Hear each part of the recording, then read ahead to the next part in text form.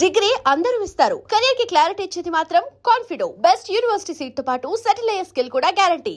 చెప్పాను because that much love, that much involvement, encouragement. ఒక డైరెక్టర్కి ఒక హీరో ఎంకరేజ్ చేస్తే దానికన్నా ఒక లక్కీయెస్ట్ మూమెంట్ ఏమి ఉండదు. అంతే కదా, అది ఆలోచన కూడా ఉండదు. ఇప్పుడు ఒక లగ్జరీ వచ్చేస్తుంది. Yeah of course, super word అది. ఒక థాట్ చెప్తున్నావు, ఇది ఐటీ చెప్తే ఎగ్జైట్ అయ్యి సూపర్ అంటే అప్పుడు ఒక పవర్ వస్తుంది చూడండి. షూటింగ్ స్పాట్లో అస్సలు మామూలుగా ఉండదు. అది ఎంజాయ్, ఒక హీరో ఎంజాయ్ చేసి యాక్ట్ చేసినప్పుడు అది నాకు కలిగింది, అందరితో కలిగింది. అండ్ ఈ మూవీ డార్లింగ్ రిలీజ్ అయినప్పుడు అప్పుడు బయట భయంకరమైన సమ్మర్, తర్వాత థియేటర్కి వెళ్తే మీరు మన హైదరాబాద్ ట్యాంక్ బండ్ దగ్గర ఒక పాటలో బాగుంటే షాట్, స్నో పడుతున్నట్టు, హైదరాబాద్ రోడ్లు మొత్తం మీద, ట్యాంక్ బండ్ రోడ్లు మొత్తం మీద స్నో ఉన్నట్టు అట్లా చూపించారు. తెలియకుండా ఒక రకమైన కూల్గా వాతావరణం అంతా చల్లగా బాడీలో అయిపోయినట్టు అనిపిస్తూ ఉంది. తీరా బయట చూస్తే ఎండ ఎర్రగా పడుతుంది. అది ఎట్లా అంటే ఏం మ్యాజిక్ రా స్వామి ఇది అని అనిపించిన మూమెంట్. అంటే సినిమా ఆ ఫీల్ కలిగించింది. ఎస్ అది ఎట్లా అని అంటున్నారు. కరెక్ట్గా అన్నయ్య దగ్గర తొలి ప్రేమ స్టోరీ నేరేట్ చేసి అప్పుడే ఎప్పుడు పెట్టుకుందాం షూటింగ్ అనింది అన్నయ్య. ఎగ్జైట్మెంట్ తట్టుకలేక అక్కడి నుంచి ఫస్ట్ టైం అప్పుడే నేను చూస్తున్నా ఒక హీరోని. ఫస్ట్ టైం నేను మ్యాగజైన్లో చూసా. ఏదో ఒక అబ్బాయిని అనుకుంటే ఇంత అందంగా ఉంది, కళ్ళు ఇంత పవర్ఫుల్గా, ఒక డబుల్ పేజీలో సింగిల్ పేజీలో ఫేస్ తెలుస్తుంది. నేను ఒక టీ నగర్లో అది చూసి అబ్బాయి చాలా బాగున్నారు, లైట్ బియర్డ్, అంత పవర్ఫుల్ ఐస్, మన స్టోరీకి సూపర్గా ఉంటారు. ఏదో తెలుగు మ్యాగజైన్ తెలిసింది. లాగితే అటుపక్క చిరంజీవి సార్ ఉన్నారు. ఎవరంటే నేను షాప్ దగ్గర ఇది అన్నయ్య చిరంజీవి గారు తమ్ముడండి అన్నారు. ఆహా, అయితే చాలా కష్టం. మీరు నమ్మరు, 6 months తిరిగా అక్కడ.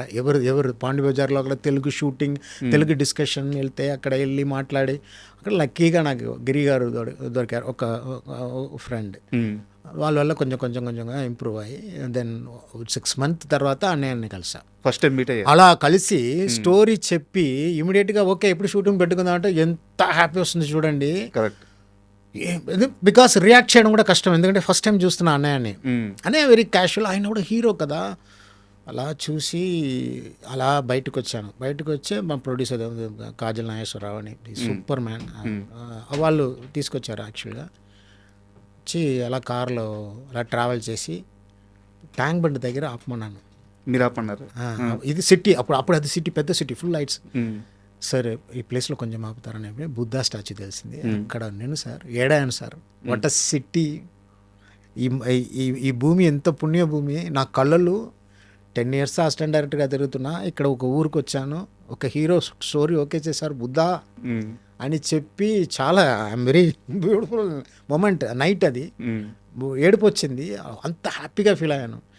అది ఒక ఫిలింలో ఒక నా ఫీలింగ్ని ఇవన్నీ ఒక డ్రీమ్ ఉంటాయి, ఎక్స్పీరియన్స్ ఉంటాయి అన్నప్పుడు. సాంగ్ కాన్సెప్ట్ కూడా హీజ్ అమ్మాయిని అబద్ధం చెప్పాడు కదా, అది సెకండ్ హాఫ్లో అమ్మాయి కూడా వచ్చింది.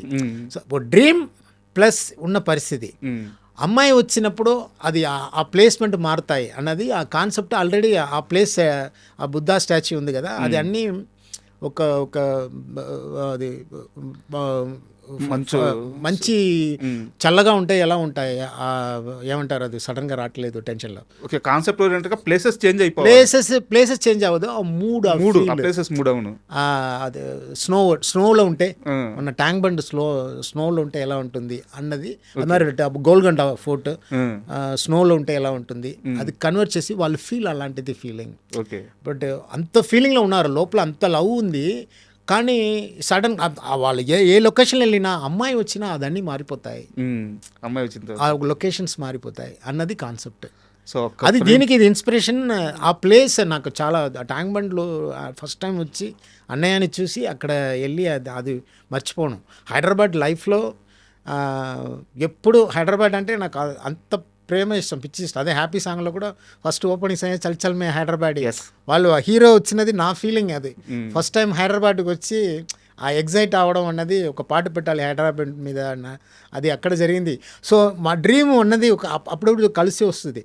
సో ప్రభాస్తో స్విట్జర్లాండ్లో ఒక లవ్ స్టోరీ చేస్తే ఎంత బాగుంటుంది, అది కనెక్ట్ ఎలా చేయాలి అన్నప్పుడు కరెక్ట్గా నాకు అన్నీ దొరికింది. నా దేవుడి దయ వల్ల అది. ఒక్క ఫ్రేమ్లో ఇంత కథ ఉంది. లేదు లేదు, ఇవన్నీ స్టార్టింగ్ పాయింట్, ఇలా ఇలా మిగిలిపోతాయి ఒక కళాకారుడికి. అవును, అదే వద్దు సరోజ కామెడీ ఉల్లాసంగా వచ్చాక మీరు చూసారు, అది 94లో నేను అసిస్టెంట్ డైరెక్టర్గా ఉన్నప్పుడు జరిగిన ఇన్సిడెంట్, రియల్ ఇన్సిడెంట్. కేకే నగర్లో తింటూ ఉంటే నేనే నా ఫ్రెండ్ పిచ్చగాడు డైరెక్టర్ ఉన్నాడు కదా, పిచ్చగాడు ఫిల్మ్ డైరెక్టర్, పెద్ద డైరెక్టర్ శశి అని, వాళ్ళిద్దరూ తింటున్నప్పుడు ఇలా సేమ్ జరిగింది అని మాకు కష్టంగా ఉంది, ఏరి ఇలా పెట్టుకున్నారన్నప్పుడు షాప్ అనే ఆ అమ్మాయి తిరిగి దెబ్బని కొట్టే సేమ్ సరోజా వద్దమ్మా సరోజా అనే. అది బాగా అందరికీ నేను నేరేట్ చేస్తాను కదా, ఇంట్లో కూడా ரொம்ப చాలా ఎక్కువ ఫేమస్. నేను ఏదైనా ఎక్కువ చేస్తే అమ్మాయి పిలుస్తుంది సరోజా వద్దమ్మా అంటుంది. సో అది ఫిల్మ్లో పెట్టామన్న ఐడియా ఎక్కడ కరెక్ట్గా కనెక్ట్ అవ్వట్లా. ఉల్లాసంగా వచ్చాక అది కరెక్ట్గా సెట్ అయ్యింది. ఎక్కడ 90s ఎప్పుడు 2008లో రిలీజ్ అయ్యాను. అలాగే అన్ని నోట్ చేసుకుంటా ఇన్సిడెంట్స్ ఆ టైం అన్ని. సో అలాగే డార్లింగ్లో ఉల్లాసంగా వచ్చా హిట్ అయిన తర్వాత ప్రభాస్ గారికి సినిమా చూస్తున్నాం, ఫస్ట్ ఎక్సైట్మెంట్ వావ్ సూపర్ అని. సో అప్పుడప్పుడు నేను అడిగాను బిల్లా అది ఇది ఎట్లా అన్నీ మర్చిపోండి, మీ ఇంకా చెప్పాలంటే మీ ఏ ఫిల్మ్ చూడొద్దు, మీరు మీ స్టైల్లో మీరు చూడొద్దని చెప్పారా? చూడొద్దన్నాను కదా, మీరు దాని గురించి ఏం బాధపడండి. యాక్చువల్గా నా ఫస్ట్ క్వశ్చన్ కూడా మీరు గమనించారా, ఆయన ఆ మూవీస్ లిస్ట్ చెప్పాను నేను, ఆ పీరియడ్లో ఈ సినిమా ఎలా తీయగల, అదే వాళ్ళు చెప్పింది నా ఫిలిం పక్కన పెట్టండి, మీ స్టైల్లో మీరు చేయాలి. ఎందుకంటే అది చూస్తే నేను కొంచెం అది sir this is great moment sir. Prabhas అంటేనే ఫుల్ జాలి జోస్ వస్తుంది నాకు, ఎప్పుడైనా చెల్లం అంటారు నాకు. అది యాక్చువల్గా నాకు క్వశ్చన్ ఉంది, చలమని పిలుస్తారా మిమ్మల్ని, మీకు పేరా Chalam? No I call Chalam, so he call Chalam, ఇద్దరికి చలం. ఎందువల్ల అది ఎట్లా? అది ఏదో ఒక బుజ్జి అంటారు కదా తమిళ్లో, అది బుజ్జికి చలం అంటారు. ఓకే. తర్వాత జీవి ప్రకాష్ ఉల్లాసంగా వచ్చాయి ఫస్ట్ ఫిల్మ్ ఆఫ్ తెలుగు మూవీకి ఫస్ట్ జీవి. Tremendous music. అంటే నాకు ఇంకో బెస్ట్ మూమెంట్ ఏంటంటే, అంటే లైఫ్లో నేను ఆ ఫ్రేమ్ని ఆ షాట్ని ఎప్పటికీ మర్చిపోలేను. ప్రభాస్ గారు చంద్రమోహన్ గారి ఇష్యూ, వాళ్ళ డాటర్ ఇష్యూ మొత్తం క్లోజ్ చేసేస్తారు, అద్భుతమైన సెంటిమెంట్ పడుద్ది. దాంట్లోంచి అట్లా బయటికి రాగానే కాజల్ వచ్చి ఒక ఎక్స్ప్రెషన్ ఇచ్చి ఇలా అంటారు, వాట్ ఏ బ్యూటిఫుల్ షాట్. ఆ ఎక్స్ప్రెషన్, ఐస్, కాజల్ గారి ఐస్, ఆ కలర్లో ఆనందం. సో కాజల్ని ఎలా ఫిక్స్ చేశారు సార్? అసలు స్టోరీ రైటర్గా నా ఫీలింగ్ని విజువల్లీ తీసుకురావడం అదే నా పని యాక్చువల్గా. అసలు డైరెక్టర్గా స్టోరీ నేరేషన్ అప్పుడు అందరికీ తెలుసు రియాక్షన్, అది ఇది ఫ్రంట్ బ్యాక్ అన్నీ తెలుసు.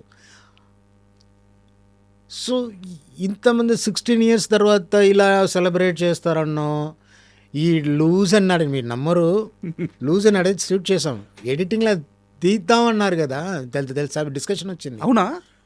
నా డైరెక్షన్ డిపార్ట్మెంట్లో.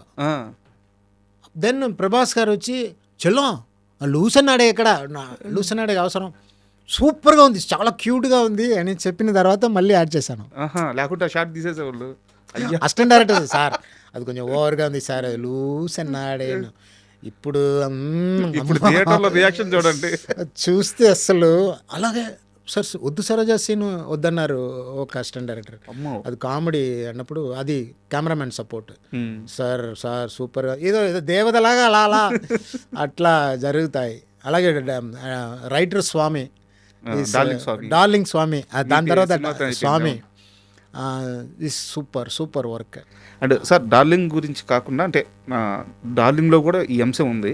ఒక చిన్న డౌట్ సార్, యాక్చువల్గా మీరు కనిపిస్తే అడదాం అనుకున్నాను.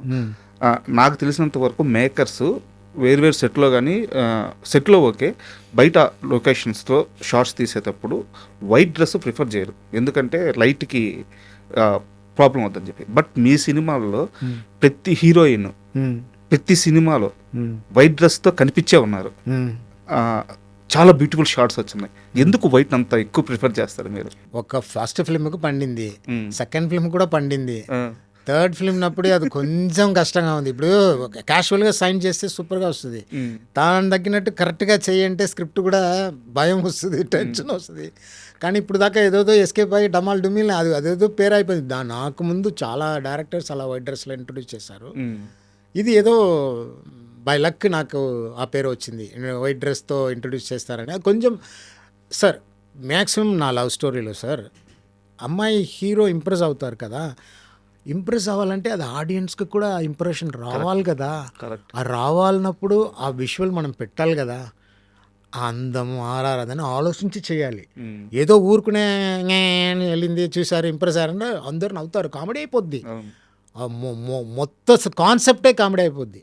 డార్లింగ్లో జన్ జన్ జన్ జన్ జన్ ఆ సౌండ్ వచ్చినప్పుడు ఫస్ట్ ఫ్లాష్ జన్ జన్ జన్ జన్ జన్ తానానా అదా థియేటర్లో ఇంప్రెషన్. ఎందుకంటే అలా వైట్ డ్రెస్లో అమ్మాయి అంత బాగుంది, అంత బ్యూటిఫుల్గా ఉందన్న ఫీల్ ఒక డైరెక్టర్ ప్రెసెంట్ చేస్తేనే బాగుంటాయి. కరెక్ట్. వైట్ డ్రెస్లో అది కొంచెం ఎక్స్ట్రాగా ఇస్తుంది అని నా నమ్మకం, నా అభిప్రాయం.